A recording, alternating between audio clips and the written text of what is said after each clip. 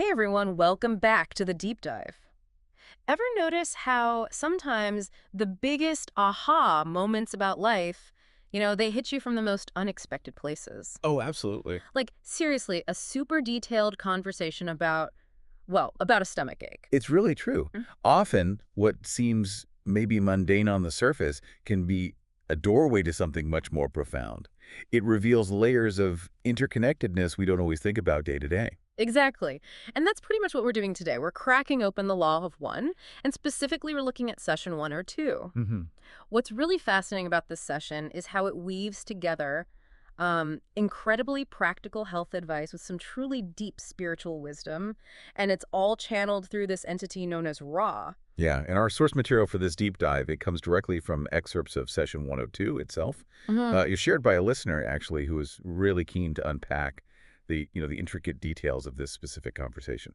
So, our mission today is, well, it's ambitious. We're going to go through this session pretty much question by question. Okay. We'll pull out the most important nuggets of knowledge, the insights, and really dissect Ra's responses to the questioner. They were asking about the instrument's physical well being, Carla's health. And doing that lets us see not just the practical guidance Ra offered, which is interesting in itself, but also these deeper, sometimes surprising connections between, say, physical ailments and spiritual truths. Yeah, think of this deep dive as almost a masterclass in understanding that intricate dance between our physical bodies, our energy states, and, our spiritual path. Absolutely. And for you, our listener, you'll hopefully gain insights into how these seemingly separate things, health, diet, spiritual alignment, are actually deeply intertwined. Hopefully offering some real aha moments about self-care maybe and the nature of healing itself. Definitely. Okay, so let's dive in. Session 102. The very first thing the questioner wants to know is about the instrument's physical state. And Ra's initial assessment, it really sets a powerful tone right away. What did Ra say about her overall condition? Well, Raz's initial take in 102.1 is quite striking. They talk about the instrument's physical energy deficit being the most substantial across which we have come. So a really significant energy drain. Wow, most substantial. Yeah. But they balance this by noting that the mental and mental-emotional distortions, which you can think of as imbalances or blockages in thoughts and emotions, were near to balance. Okay, so physically drained, but mentally and emotionally more stable. Relatively, yeah. Yeah. And what's really fascinating here is how RAG connects the instrument's overall vital energy directly to her will. They state it's distorted towards health or strength weakness due to the will of the instrument. So, right out of the gate, our intention, our will, is linked directly to our physical energy. That's the implication. It immediately frames physical health as being intimately tied to our conscious intention, not just physical things. That is a striking claim. But how does Ra suggest someone actually applies this will when they're facing something chronic? Is it just thinking positive thoughts, or is it deeper than that? And what about the specific issues, the pain and cramping she was experiencing? Right, Ra gets into those specifics in 102.2. They immediately look to the underlying energy dynamics, identifying a yellow ray blockage as the root cause. Yellow. Right, Solar plexus chakra, right. Personal power identity. exactly. And Ra reports that this blockage, which they poetically called a lacuna in the wind-written armor of light and love, Hmm. was actually closed and not only repaired, but much improved. Okay, so the main energy blockage was already fixed, or mostly fixed, but the symptoms were still there, the pain was still happening. What were the lingering effects of that momentary lapse Ra talked about? Precisely. Yeah. The energetic fix had happened, but Ra explained that the distortions energized during this momentary lapse were serious and still causing problems. Yeah. These included things like a predisposition to spasticity in the transverse colon, a pre-existing weakness in pancreatic function, which they linked specifically with hypothalamus, Hmm, interesting link. and also existing damage to portions of the liver. On top of that, there was an irritation closer to the duodenum that was getting in the way of food assimilation. And Ross specifically calls this an allopathically caused irritation. Allopathically caused. So, caused by conventional medicine or treatment. That seems like a big statement, especially given Ray's usual focus. Did they elaborate on how that happens or just state it? It's more just stated in this session, but yeah, the implication is pretty clear. Even treatments meant to help can sometimes have unintended consequences, maybe energetically or physically, especially for someone with a sensitive system like the instrument. Right. So Ross stresses that diet is of central import for healing these things, But then they make this really interesting pivot. They note that the instrument's high percentage, over 90%, of centering upon the creator. Meaning her focus was really on unity, love, that sort of thing. Exactly, that this focus was the key. Mhm. Ra advises continue in thanksgiving and gratitude for all things. So it immediately lifts the conversation beyond just food and physical stuff. Okay. Then they mention these stronger antispasmodic drugs that someone named Arthur might be able to offer, Yeah. but Ra explicitly doesn't recommend using them. Doesn't recommend them. Why not? Because, Ra says, it does not retain or remove life, and does further remove from the instrument its opportunities for study in this situation. Wow. So basically, here's a physical fix, but taking it means you miss a learning opportunity. That's intense. Uh. This Arthur, though, it sounds incredibly specific. For someone listening who might be skeptical, how do you square Ra seeming to know everything with knowing about, like, a local doctor? Who was Arthur? Yeah, the questioner asks that directly. And Ra reveals in 102.3 and 102.4 that it's Arthur Schoen and he is of your locality. Just gives the name. Just gives the name. And that level of specificity, naming someone not even directly involved in the channeling, it does add this striking layer of, well, reality. Right. Or precision. Anyway, it definitely blurs the lines between what we call a medical diagnosis and this deep metaphysical insight. It really does. It makes you think, doesn't it, that maybe physical symptoms aren't just random occurrences, but reflections of deeper stuff going on energetically, spiritually. Exactly. That percentage of creator centering, it speaks to a state of being, a kind of vibrational alignment that maybe influences everything, including how the body heals or stays healthy. A profound level of connection between all these aspects. It really illustrates how deeply tied together our physical and energetic selves are. Okay, so moving from those root causes and the mention of Arthur, the conversation then shifts to something very practical. Diet, often challenging. What specific advice did Ra give to help with these painful attacks, especially around something like sugar? Right, the dietary advice in 102.5 was quite precise. First, Ross suggests following info from the one known as Bob, so pointing to another source the group had access to. Okay. Then, crucially, Ra emphasizes that all foodstuffs are to be cooked so that those things which are ingested be soft and easily macerated. Easy digestion was key. Makes sense with the spasms. Yeah. Then they tackle this complex addiction to your sugars, which Ross says developed from long-standing eating habits.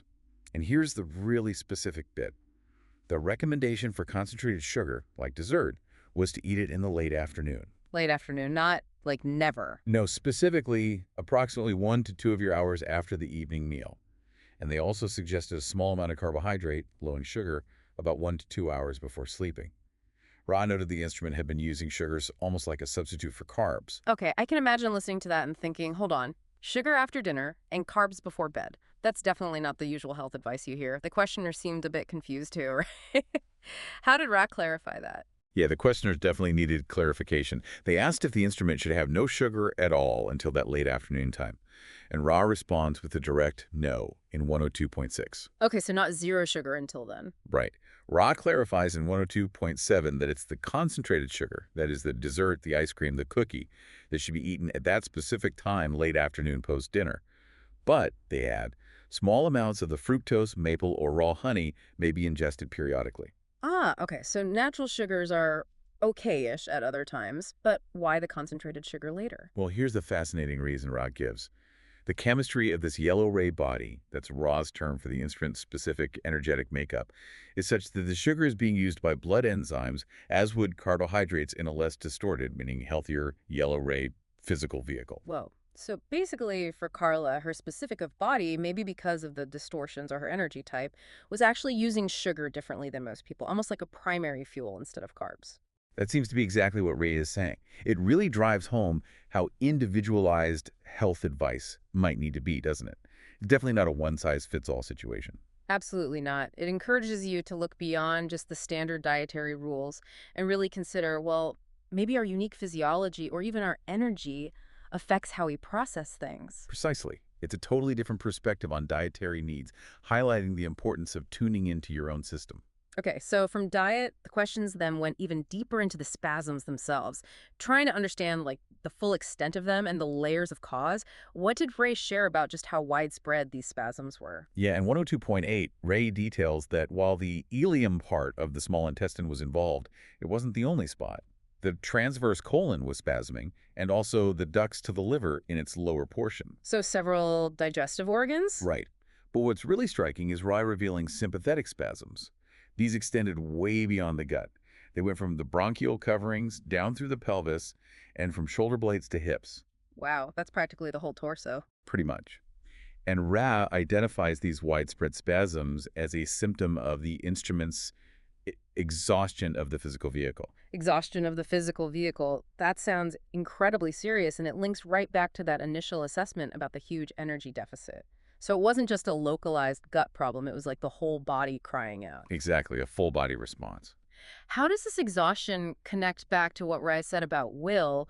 And what does it suggest about just how draining these spiritual challenges can be? And didn't Rai identify like two different kinds of causes for these spasms? It absolutely circles back to the will and the energy drain. When your will is directed so intensely towards, deep spiritual work like this group was doing, and you're also dealing with these profound energetic and physical issues, it just creates this massive drain on the whole system. Makes sense. And yes, Ra clarified in 102.9 and 102.ban that there were two types of cause. The first, or proximate cause, was simple. A specific meal. Too much oil and too large a burden of undercooked vegetable material. They also mentioned sugar in dessert and coffee didn't help, physical triggers. Okay, the immediate stuff. But then Ra introduced the second cause, which they said shall be stated clearly.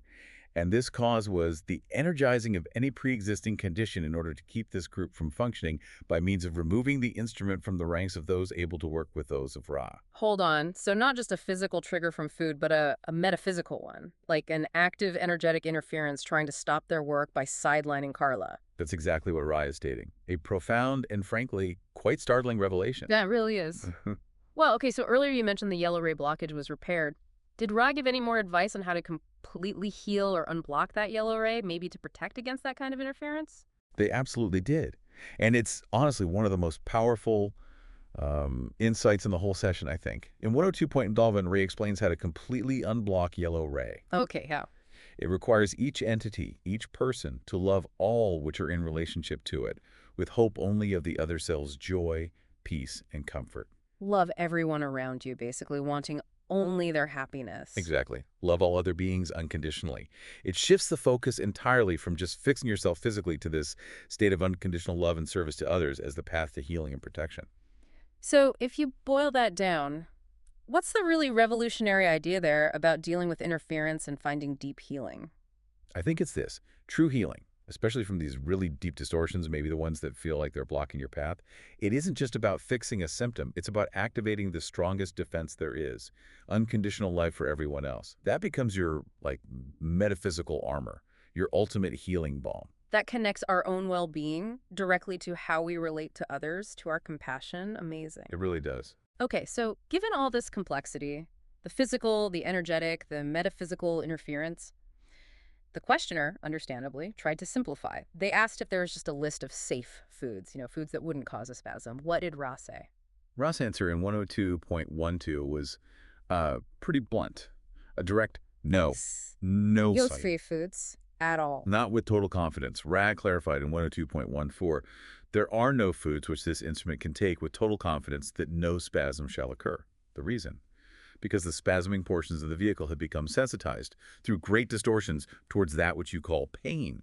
The system was just too sensitized. That's a tough thing to hear, I imagine, that there's no magic bullet, no perfect list. But, okay, if there are no totally safe foods, did Ra at least suggest foods that were most likely not to cause problems? Yes, thankfully they did. Ra provided a list in 102.16 of foods that were highly probable non-spasming options. Okay, Things like liquids not containing carbonation, the well-cooked vegetable, which is most light and soft, the well-cooked grains, and the non-fatted meats, such as the fish. Basically, easily digestible things. Right. But interestingly, Rand also notes that some of these might still clash with allergies and sensitivities due to the juvenile rheumatoid arthritic distortions that Carla also had. So, still complicated. It's still complicated. And again, quite counterintuitively, Rare reiterated the suggestion to include sugar, specifically sweetened desserts, during this period for aforementioned reasons, Bro. going back to how her body uniquely used it. Right, that unique enzyme thing. So even with all the problems, sugar wasn't totally banned. That's such a nuanced approach. Okay, the next critical question then had to be about the prognosis. How long would this extreme severity likely last if they followed the advice? What was Raz's estimate? Rad's estimate in 102.17 was, well, precise but also stark. They suggested that within about one of your moon's revolutions, so roughly a month, Okay, a month. there was a good probability vortex. Their words of seeing either things getting worse so that surgery becomes indicated, or things getting better so that the diet continues to be watched but the spasms be removed. So a critical turning point within a month. A 50-50 chance, almost, of surgery or improvement. It sounds like it. Ra also highlighted a persistent infection in several parts of the digestive system: duodenum, stomach, jejunum, ileum, transverse colon, and liver, and described this whole situation as perhaps the most efficient working to date. Efficient working. Meaning the challenge, the spiritual test, was working efficiently. That seems to be the implication. Like the forces creating the challenge were being very effective. Ra again mentions that Bob might help, and that another person, Stuart, could potentially find the infection, but might choose not to act on it. And in that case, Ra explicitly recommended seeking physical aid from an allopathic specialist, such as that which has been mentioned, confirming in 102.18 they meant Arthur Schoenigan. So again, that blend of metaphysical understanding and practical, even conventional medical advice, it really underscores the intensity of the lessons here, calling the infection efficient working. It's an uncomfortable idea sometimes, isn't it? That not all problems have simple fixes, especially when they're this deeply rooted. It really is. It shows Ra being quite pragmatic, acknowledging that sometimes physical intervention is needed when things are severe, even while framing it all within that larger spiritual context and learning opportunity. Okay, so given that very real, serious possibility of surgery, the questioner naturally wanted to understand what that would involve. And more importantly, were there any alternative healing paths to avoid it? What did Russ say the surgery might look like? In 102.19 and 102.20, Ra explained the mechanism. Basically, the instrument's body cannot long bear the extreme acidity caused by the spasms. Right. Eventually, this acidity would likely cause holes or ulcerations that would show up on medical tests. In seeing those, a surgeon would likely want to excise them, cut them out. Okay, remove the damaged tissue. Yeah. And Ra even specified where these ulcers would most likely occur: past the jejunum, and most likely include the ileum and upper portions of the transverse colon. Very specific anatomical detail. Wow. So a pretty major invasive procedure, potentially. Understandably, the questioner then made this passionate plea, right? Saying they really wanted to avoid surgery, asking if they or Jim could maybe act as healers, find a non-allopathic way. What was Ra's response to that? Sounds like it was quite profound. It really was, and maybe surprising. This is 102.21. Ra starts by acknowledging the questioner's compassion, saluting the opening of compassion circuitry. Very validating. Okay. But then Ra states that while the whole group existed within a healing atmosphere, individual healing hands actually had limited use when the distortion has so many metaphysical layers and mixtures. Yeah. The problem was just too complex for simple hands-on healing to resolve fully. So their intention was good, but the problem was too layered. That's the idea. And then comes maybe the most pivotal advice of the whole session. Russ says that the greatest healing wasn't to be found by looking to a healing in the usual sense, like fixing the physical problem. Okay. So what was the greatest healing then?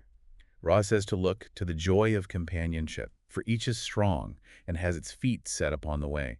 The moon casts its shadows. What shall you see? Link hands and walk towards the sun. Wow. Link hands and walk towards the sun. Yeah, it's incredibly poetic, but the message is clear. The deepest healing comes from connection, from mutual support, from focusing on the shared journey and love within the group, rather than fixating only on the physical cure. Ra finishes that point by saying, for the physical vehicle, we can suggest far less than you had hoped. Let's just absorb that for a second. This entire session, it starts with these really complex, almost medical details about pain, digestion, exhaustion, and it culminates in saying the greatest healing is found in companionship, connection, love. It's a radical shift in perspective, isn't it? Completely. It just reframes what healing even means. It's not just about the absence of physical symptoms, it's about something much bigger. So, after delivering that profound message, what was Ra's very final piece of advice? For comfort, maybe, and for improving their contact. Ra's concluding message in 102.22 was beautifully simple and uplifting. All is well. Find love and thanksgiving together, and each shall support each. The alignments are conscientious. All is well, even amidst all that struggle. Yeah, it's a powerful reassurance. Find love, find gratitude, support each other. It brings it right back to that core message of connection and mutual support as the constant foundation. What an incredible journey we've just taken through session 102 of the Law of One. Seriously, we went from, very specific medical details, challenging diet advice, Hmm. all the way to this profound interplay of physical health, yes, but also energetic blockages, potential interference, and ultimately this transcendent healing power that comes from connection and love. I think the enduring lesson here, really, is that undeniable interconnectedness of our whole being. Our physical health, yeah, it needs attention. It needs practical care. That's clear. Sure. But Ra's wisdom here makes it so clear that the deepest levels of healing, especially when you're facing these really complex distortions, these big challenges, they often reside not just in finding a physical fix, but in our capacity to love unconditionally, to find real joy and companionship, and just to stay centered in gratitude. So, if Ross suggests that linking hands and walking towards the sun is the greatest form of healing, even when someone's facing severe physical issues, maybe even surgery, what does that really tell us about where our true well-being comes from? It definitely challenges us, I think, to reconsider where we put all our focus when we're looking for solutions, whether it's for physical problems or other life challenges. Mm. It reminds us of the immense power within our internal state, and maybe even more so within our relationships or connections. Indeed. So, maybe for you listening, how might you apply some of this wisdom to the challenges in your own life? Could it involve shifting focus, maybe just a little, beyond only seeking external fixes, and instead consciously cultivating that deep, loving connection with others, with yourself, with maybe something bigger as a genuine path towards wholeness? Perhaps true healing doesn't always start with a prescription or a plan, but maybe, sometimes, with just that simple act of linking hands metaphorically or literally. Something to ponder. We really encourage you to sit with these insights, maybe delve deeper into your own understanding of that amazing dance between your mind, your body, and your spirit. It's a journey for all of us. Absolutely. Until next time, keep exploring, keep questioning, and maybe keep linking hands.